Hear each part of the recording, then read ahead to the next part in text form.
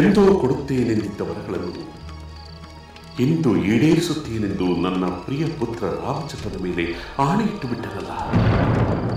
ಅದರಲ್ಲೂ ರಾಮನ ಯುವರಾಜ್ಯಾಭಿಷೇಕದ ಈ ಸಂದರ್ಭದಲ್ಲಿ ಈ ಸನ್ನಿವೇಶ ಬರಬೇಕಿದ್ದೆ. ಆ ವಿಷಯ ಈಗಾಗಲೇ ಇವಳಿಗೆ ತಿಳಿದುಬಿಟ್ಟಿದೆಯೇ? ಎಲ್ಲರಿಗೂ ತಿಳಿದ ವಿಷಯ ಇವಳಿಗೆ ತಿಳಿಯದೇ ಇರುತ್ತದೆಯೇ? ಆದರೆ ಇವಳು ಮೊದಲೇ ವಾಗ್ದಾನ ಪಡೆದಿರುವುದು ಏಕೋ ನನ್ನಲ್ಲಿ ಅವ್ಯಕ್ತ ಭೀತಿ ಉಂಟು ಮಾಡುತ್ತಿದೆಯಲ್ಲ.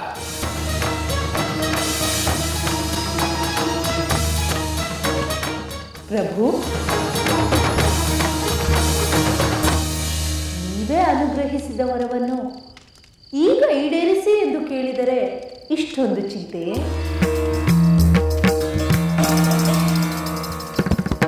ಅಥವಾ ನೀವು ಹಿಂಜರಿಯುತ್ತಿದ್ದೀರೆ?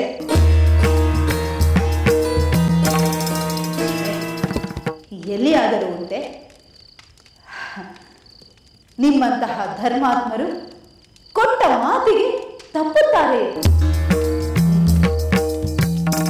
ಅದರಲ್ಲೂ ಪ್ರಾಣಕ್ಕಿಂತ ಮಿಗಿಲಾದ ಪುತ್ರ ರಾಮಚಂದ್ರನ ಮೇಲೆ ಪ್ರಮಾಣ ಮಾಡಿದ ಮೇಲೆ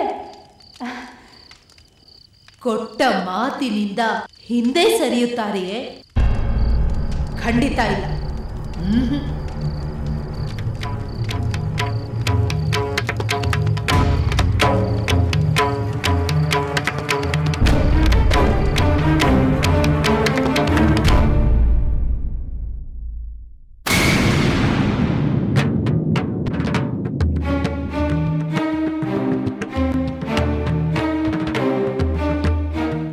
ಏಕೆ ಪ್ರಭು ಈ ಮೌನ?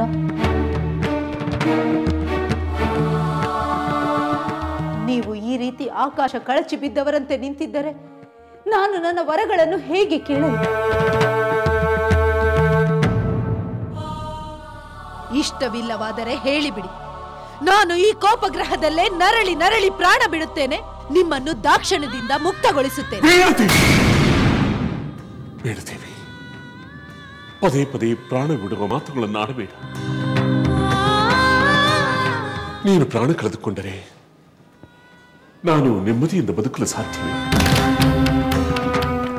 ಕ್ಷಣ ಕ್ಷಣವೂ ನಿನ್ನ ಪ್ರೀತಿಗಾಗಿ ಕಾತರಿಸುತ್ತಿರುವ ನಾನು ನಿನ್ನ ಸಾವನ್ನು ಬಯಸುತ್ತೇನೆ. ಇಲ್ಲ ದೇವಿ, ನೀನಿಲ್ಲದೆ, ನಿನ್ನ ಪ್ರೀತಿ ಇಲ್ಲದೆ ನನ್ನ ಬದುಕು ನಿರರ್ಥಕ.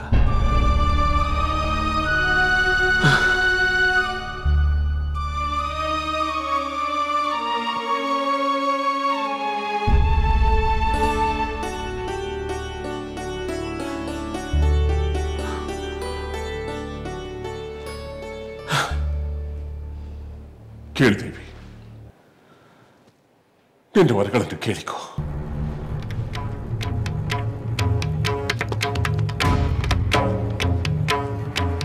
ಪ್ರಭು, ಸರಿಯಾಗಿ ಕೇಳಿಸಿಕೊಳ್ಳಿ. ನಾನು ಕೇಳುವ 2 ವರಗಳಲ್ಲಿ ಮೊದಲನೆಯದು. ಕೇಳಿದೇವಿ, ಇನ್ನೂ ಹಿಂಜರಿಕೆ. ನಿನ್ನ ಕೋರಿಕೆಯನ್ನು ನೆರವೇರಿಸುವೆನೆಂದು ಮಾತು ಕೊಟ್ಟಾಯಿತು.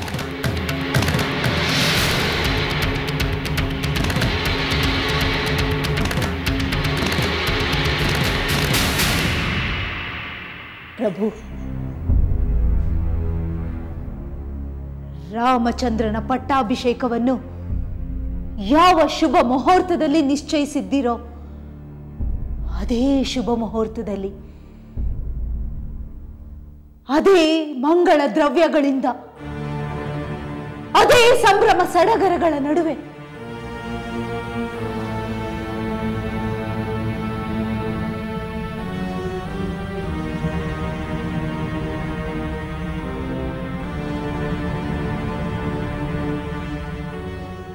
ಏಕೆ ಪ್ರಭು?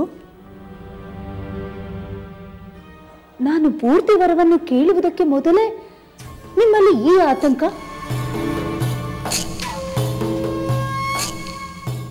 ಕೊಡುತ್ತೇನೆಂದ ವರವನ್ನು ಸಂತೋಷವಾಗಿ ಕೊಡಬೇಕಲ್ಲವೇ?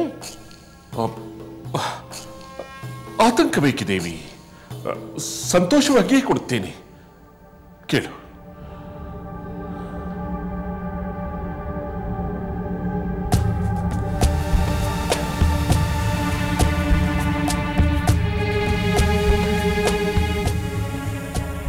ಅದೇ ಮಂಗಳ ದ್ರವ್ಯಗಳಿಂದ, ಅದೇ ಸಂಭ್ರಮ ಸಡಗರಗಳ ನಡುವೆ ನನ್ನ ಪುತ್ರ ಭರತನಿಗೆ ಪಟ್ಟಾಭಿಷೇಕವಾಗಬೇಕು.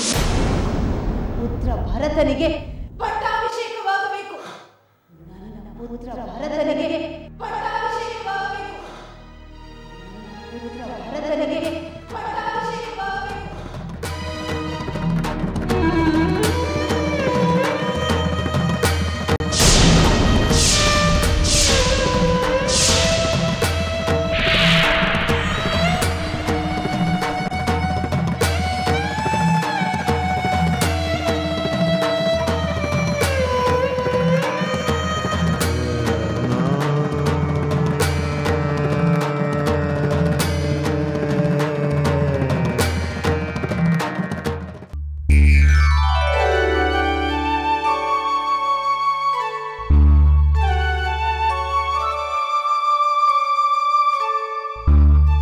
ದೇವಿ, ನೀನು ಸ್ವಲ್ಪ ಹೊತ್ತು ನಿದ್ರೆ ಮಾಡು. ಸ್ವಾಮಿ, ನನಗೆ ಮಲಗಬೇಕೆನ್ನಿಸುತ್ತಿಲ್ಲ. ನಿಮ್ಮೊಂದಿಗೆ ಕುಳಿತು ನಾಳಿನ ಪಟ್ಟಾಭಿಷೇಕದ ವಿಷಯಗಳನ್ನು ಮಾತಾಡುತ್ತಿರೋಣ ಎನ್ನಿಸುತ್ತಿದೆ. ಬಹುಶಃ ನೀನು ಉಪವಾಸವಿರುವುದರಿಂದ ನಿನಗೆ ನಿದ್ರೆ ಬರುತ್ತಿಲ್ಲವೆಂದು ಕಾಣುತ್ತದೆ. ಇಲ್ಲ ಸ್ವಾಮಿ, ನನಗೆ ಹಸಿವು ನಿದ್ರೆಗಳ ನೆನಪೇ ಇಲ್ಲ. ಮುಂದೆಯೂ ನಮಗೆ ಹಸಿವು ನಿದ್ರೆಗಳು ಬಾಧಿಸಬಾರದು ದೇವಿ. ಏಕೆಂದರೆ ರಾಜಕಾರ್ಯದ ಕರ್ತವ್ಯಗಳ ನಡುವೆ ನಮ್ಮ ಹಸಿವು ನಿದ್ರೆಗಳನ್ನು ಲೆಕ್ಕಿಸದೆ ಪ್ರಜಾಸೇವೆ ಮಾಡಬೇಕಾಗುತ್ತದೆ. ಅಂತಹ ಪ್ರಸಂಗಗಳು ಯಾವಾಗ ಬೇಕಾದರೂ ಸಂಭವಿಸಬಹುದು. ಅಂದರೆ ಯುದ್ಧ ಪ್ರಸಂಗಗಳಲ್ಲವೇ? ಶತ್ರು ರಾಜರ ಆಕ್ರಮಣವಾದಾಗ ಹಸಿವು ನಿದ್ರೆಗಳನ್ನು ಮರೆತು ನಾಡಿನ ರಕ್ಷಣೆಗಾಗಿ ಹೋರಾಡಬೇಕಲ್ಲವೇ?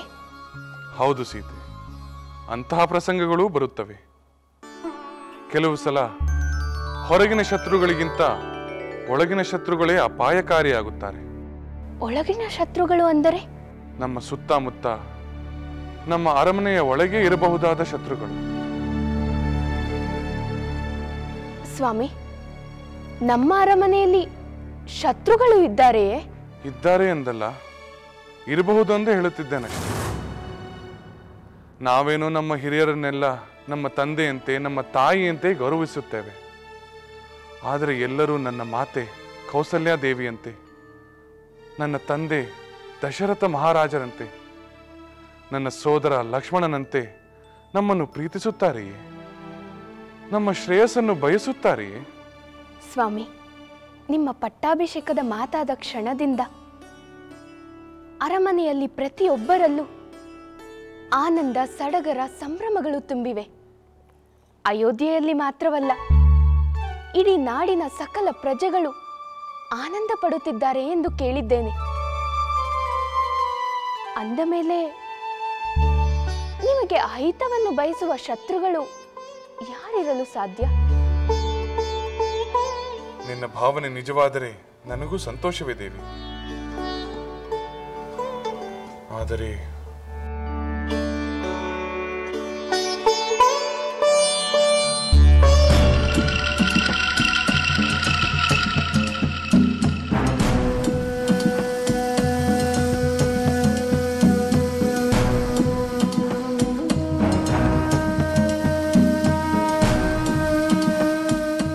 ಇವರು ನಿದ್ರೆ ಹೋಗಿದ್ದಾರೆ. ಎಚ್ಚರಗೊಳಿಸಿದರೆ ಕೋಪಿಸಿಕೊಂಡರು. ಎಚ್ಚರವಾದ ಮೇಲೆ ಹೇಳಿದರಾಯಿತು. ನಿಲ್ಲೋ, ನೀನು ಬಂದ ವಿಷಯ ಏನೆಂದು ಹೇಳದೆ ಹಾಗೇ ಹೋಗುತ್ತಿರುವೆಯಾ? ಮಾತೆ, ನೀವು ಎಚ್ಚರವಿರುವಿರಾ?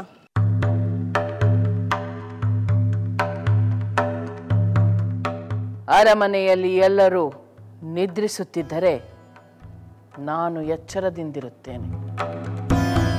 ಎಲ್ಲರೂ ಎಚ್ಚರದಿಂದಿದ್ದರೆ ನಾನು ಇನ್ನಷ್ಟು ಎಚ್ಚರದಿಂದಿರುತ್ತೇನೆ. ಬಂದ ವಿಷಯವೇನೆಂದು ಹೇಳು. ಮಹಾರಾಜರು ಕಿರಿಯ ರಾಣಿಯವರ ಕ್ರೋಧಗೃಹಕ್ಕೆ ತೆರಳಿದರು. ಅದನ್ನು ತಿಳಿಸಲೆಂದೇ ಬಂದೆ. ಏಕೆ? ಅವರು ಅಲ್ಲಿಗೆ ಹೋಗುತ್ತಾರೋ ಇಲ್ಲವೋ ಎಂದು ನಿನಗೆ ಸಂದೇಹವಿತ್ತೆ? ಹೌದು, ಮಹಾರಾಜರು ಕ್ರೋಧಗೃಹದಿಂದ ರಾಣಿಯವರನ್ನು ಕರೆತರುವಂತೆ ತಿಳಿಸಿದರು. ಅದಕ್ಕೆ ರಾಣಿಯವರು ಒಪ್ಪಲಿಲ್ಲವೆಂದು ತಿಳಿದಾಗ ತಾವೇ ಕ್ರೋಧಗೃಹಕ್ಕೆ ತೆರಳಿದರು. ಹೋಗುತ್ತಾರೆ, ಹೋಗೇ ಹೋಗುತ್ತಾರೆ. ಹೂವಿರುವಲ್ಲಿ ದುಂಬಿ ಹೋಗದಿರುತ್ತದೆಯೇ?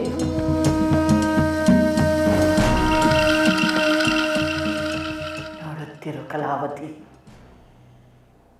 ಕ್ರೋಧ ಗೃಹದಲ್ಲಿ ಈಗ ಒಂದು ರುದ್ರ ನಾಟಕ ನಡೆಯುತ್ತಿರುತ್ತದೆ. ರುದ್ರ ನಾಟಕವೇ? ಏನು ಮಾತೆ? ತಿಳಿಯುತ್ತದೆ, ಆದರೆ ಇಂದಲ್ಲ, ನಾಳೆ ನಿನಗೆ ತಾನಾಗಿ ತಿಳಿಯುತ್ತದೆ. ನೀನಿನ್ನು ಹೊರಡು.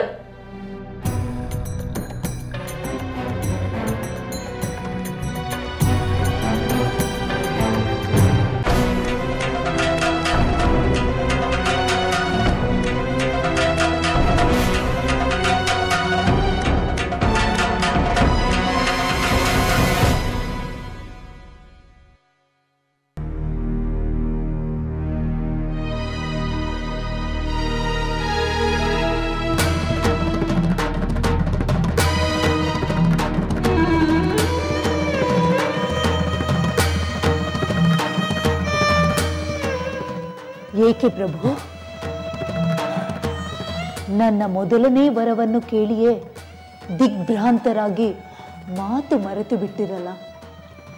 ನನ್ನ ಎರಡನೆಯ ವರವೇನೆಂದು ಕೇಳುವುದಿಲ್ಲವೇ?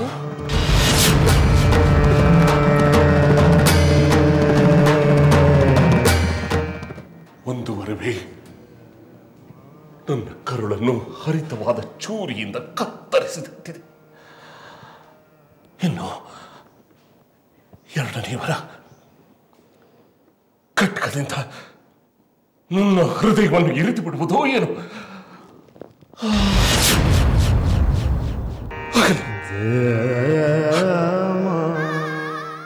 ಆ ವರವನ್ನು ಕೇಳಿಬಿಡು ದೇವಿ, ಕೇಳಿಬಿಡು.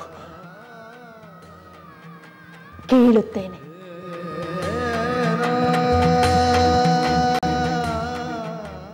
ಕೇಳಿಯೇ ಕೇಳುತ್ತೇನೆ ಪ್ರಭು. ನನ್ನ ಎರಡನೇ ವರ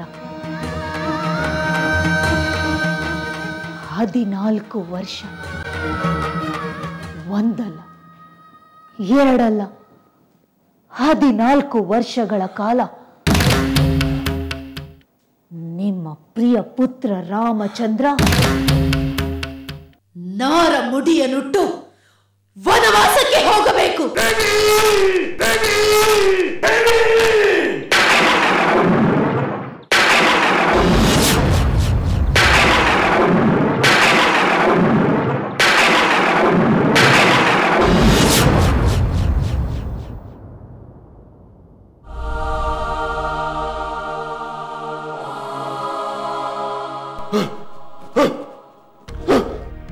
ನಿಷ್ಕಂಟಕವಾದ ರಾಜ್ಯಕ್ಕೆ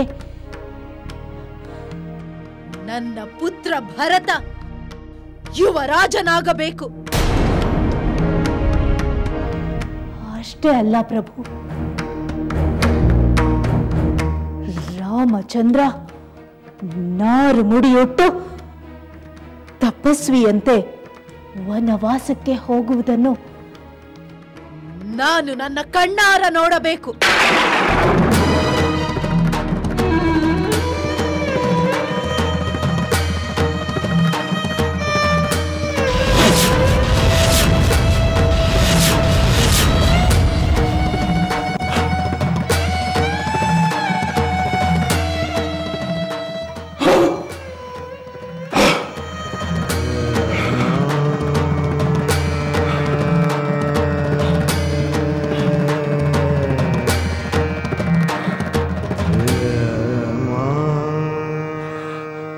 ಪ್ರಭು, ಸೂರ್ಯವಂಶದವರು ಕೊಟ್ಟ ಮಾತಿಗೆ ಎಂದಿಗೂ ತಪ್ಪುವುದಿಲ್ಲ ಎಂಬುದು ಲೋಕ ಪ್ರಸಿದ್ಧವಾಗಿದೆ. ಇಂತಹ ಕೀರ್ತಿಗೆ ನೀವು ಕಂಟಕಪ್ರಾಯರಾಗಬಾರದು ಅಲ್ಲವೇ ಪ್ರಭು? ಸೂರ್ಯದೇವ,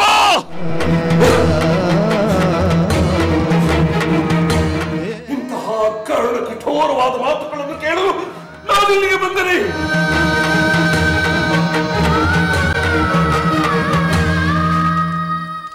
ಇದು ಕನಸು ಅಥವಾ ನನಸು?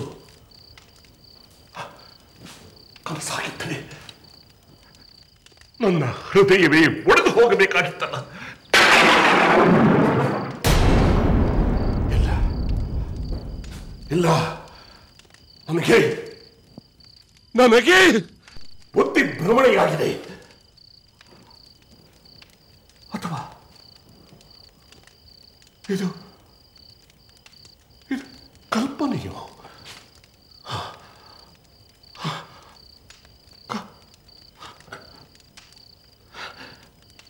ಇಲ್ಲ ಪ್ರಭು, ಇದೇ ಸತ್ಯ. ಸತ್ಯ ಸತ್ಯ, ಕನಸಲ್ಲ, ಇದು ಕನಸಲ್ಲ. ದೇವಿ, ಹೇಗೆ ದೇವಿ? ನಿನ್ನ ಅನುರಾಗದ ಮಾತುಗಳಿಂದ ಅಮೃತವನ್ನು ಕೊಡಲು ಬಂದ ದೇವತೆ ಎಂದು ತಿಳಿದುಕೊಂಡಿದ್ದೆ. ಆದರೆ ನೀನು ವಿಷಯವನ್ನು ಕೊಡುವೆ ಎಂದು ನಾನೆಂದೂ ಅಂದುಕೊಂಡಿರಲಿಲ್ಲ. ಏಕೆ ದೇವಿ, ಏಕೆ ಏಕೆ ಹೇಗೆ ಮಾಡಿದೆ? ನನ್ನ ನೇತಕ್ಕೆ ಇಂತಹ ಅಗ್ನಿ ಪರೀಕ್ಷೆಗೆ ಒಡ್ಡಿದೆ. ಏಕೆ?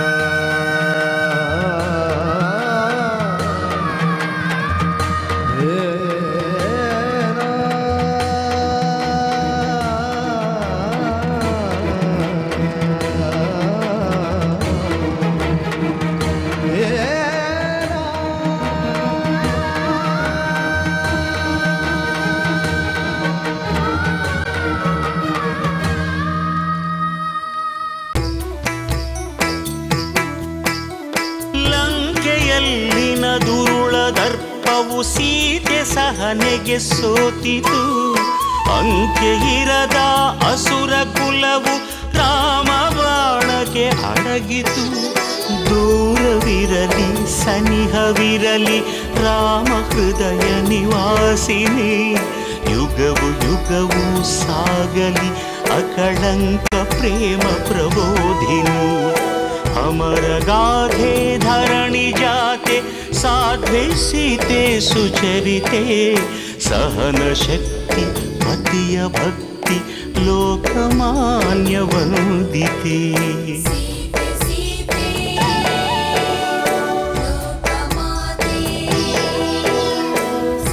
ರಾಮ ಹೃದಯ ನಿವಾಸಿನಿ